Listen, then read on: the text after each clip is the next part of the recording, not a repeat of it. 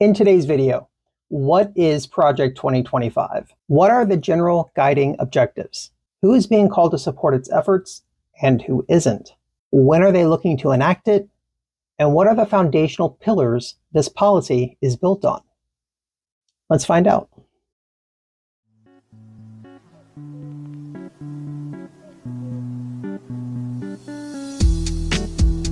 Hello and welcome to Confessions and Considerations. I am Callan, your host.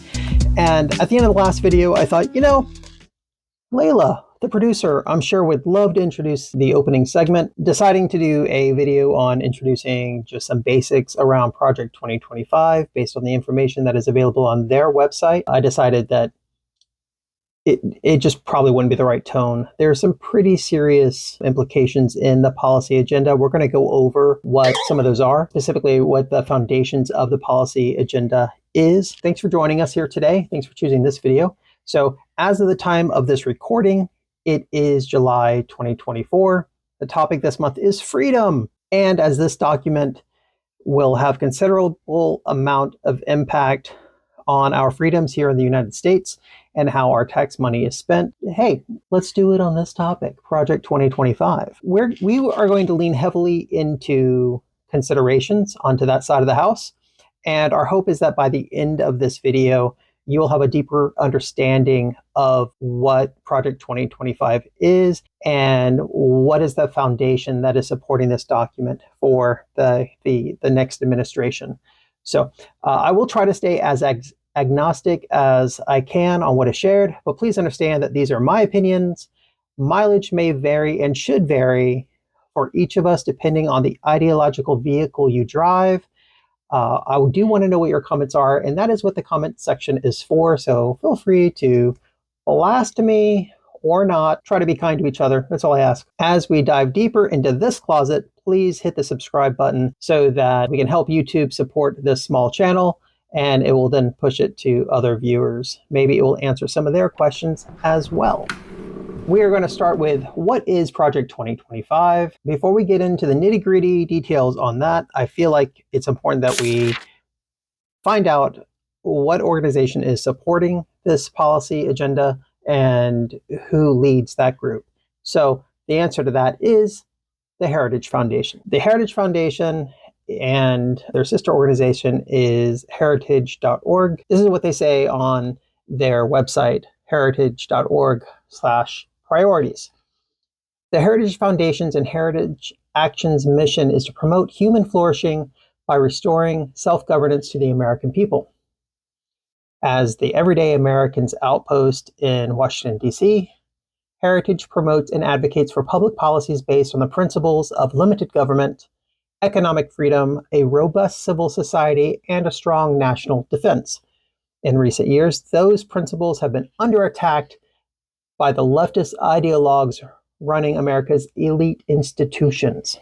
Heritage's place in this fight is primarily in the arena of ideas, public policy, and government accountability. That's what the Heritage Foundation is. So this document is birthed out of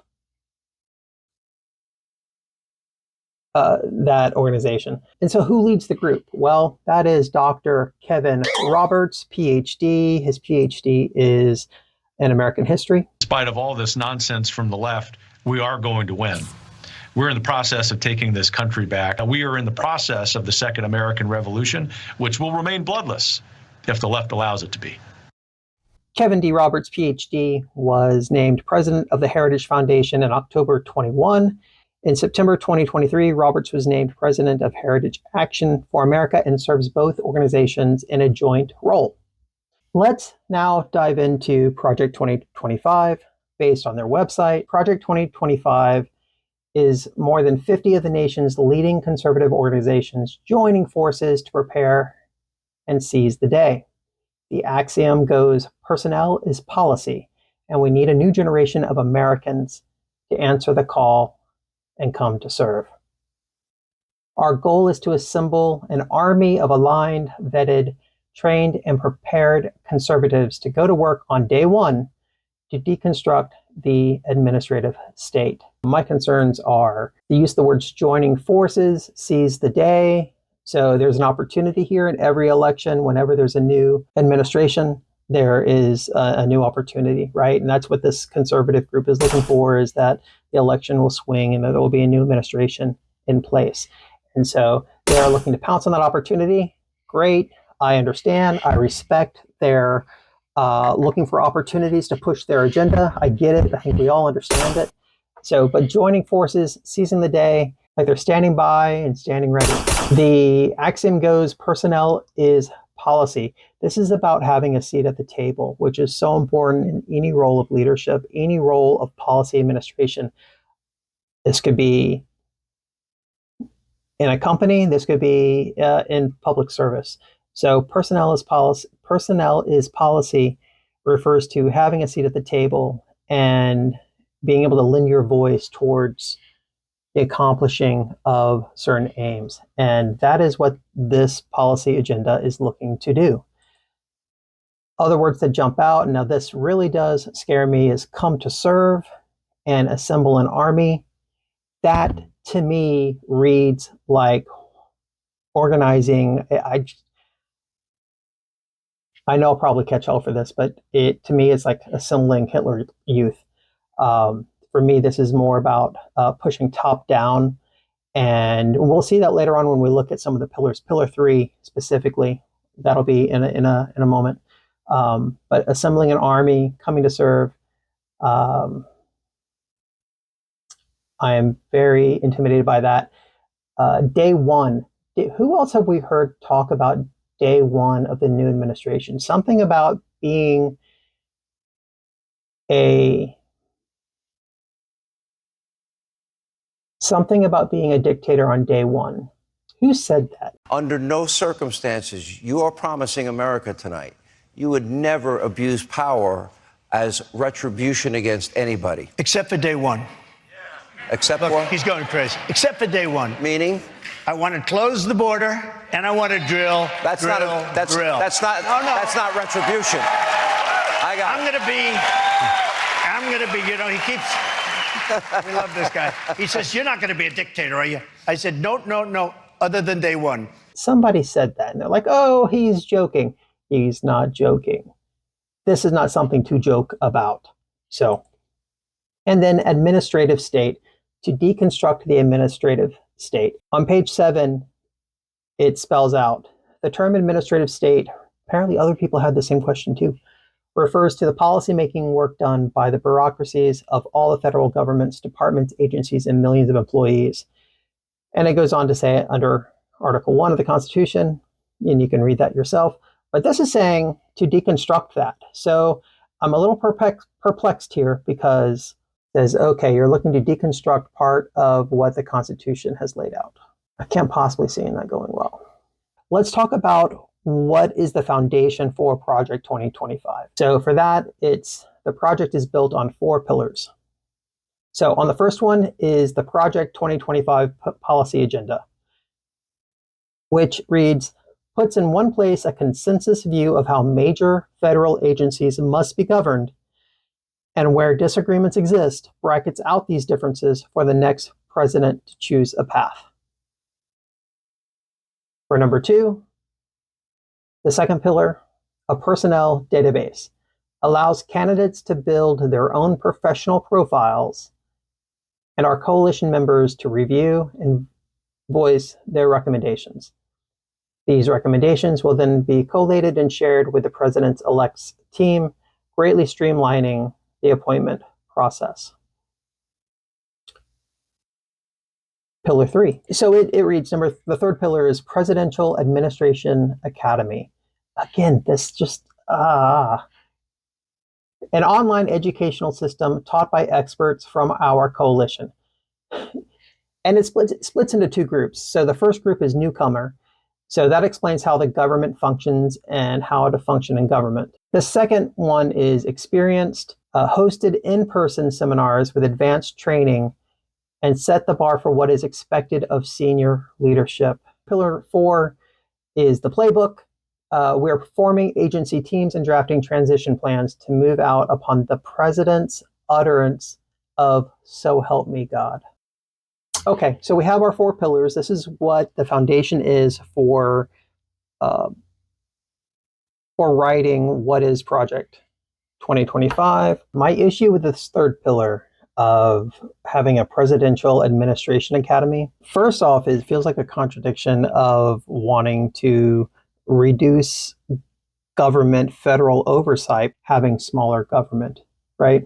I feel threatened by it being hosted by the conservative movement, because where are all those that are not welcomed by the conservative movement? Where are people of other faiths that are not part of the Christian nationalism? Where are the LGBTQ representation? Oh no, they're not welcome, are they? Because of judgment against their quote unquote lifestyle. Thanks. There's this division between newcomer and experience, which I do respect the organization. Like, okay, great. Let's have something for those that are new to learning about government functions and how to function in government. And then let's also have a group for experience. But given what this foundation, the Heritage Foundation, has put out before, given what the Dr. Roberts has put out there, maybe I just don't have all of the information, and I probably do not. This is probably just the start of researching this further. But yeah, I have concerns. I do feel threatened. I feel concerned for others. I feel concerned for people that are on Medicare, like my older family members. I have concern for my friends who have immigrated here legally, who are in the process of like waiting for their court dates to get their green cards. I'm concerned, and having been an expat living overseas, I know how scary that can be. Yeah, I have concerns. So what can we do? What can we do? And the answer is, and as much as I hate to use this expression, it is valid. There's a use for it, and it is do your research, which is what part of this video in this series is supposed to be, is sharing information. And really, I want to impress upon all of us the importance of guarding against false information. It is abundant, and advocates for both for and against Project 2025 can easily spread the same meme to their audience to push their team's message. What can we do? So first, fact check before you believe what you're reading and before you post it. So if it says the government must punt puppies out of a 7th floor window every 6th Tuesday of the month, page 24, then go to the source document. Go to the Project 2025 website and put your eyes on it. Go to page 24, read through it. Does it say what the meme is claiming? If it says that and you feel like sharing it, then at least you can do so knowing that you're not spreading false information. Sorry. Layla, the producer, would like to interject with a disclaimer. Layla?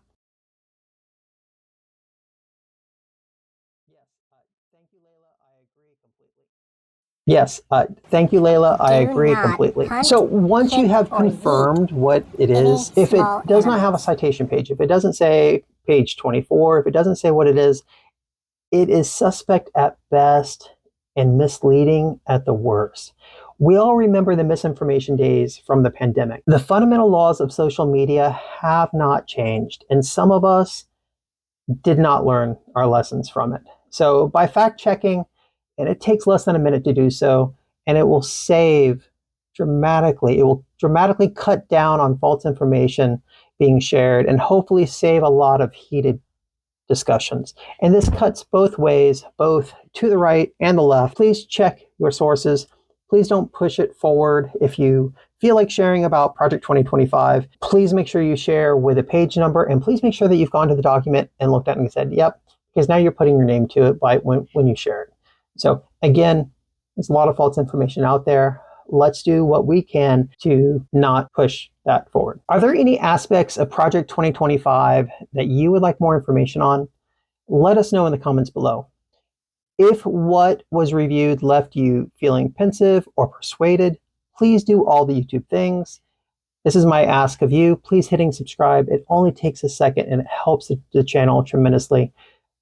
And a broader plug for the channel, your anonymous confessions and considerations make the channel. Please help us get off the ground by sharing our videos and sharing your confessions and considerations via the short intake form in the description. July's topic is freedom. What do you want to have some confessions and considerations about? Let us know. Thank you. Have a good one. Oh, Layla, is that a wrap? Okay, that's a wrap.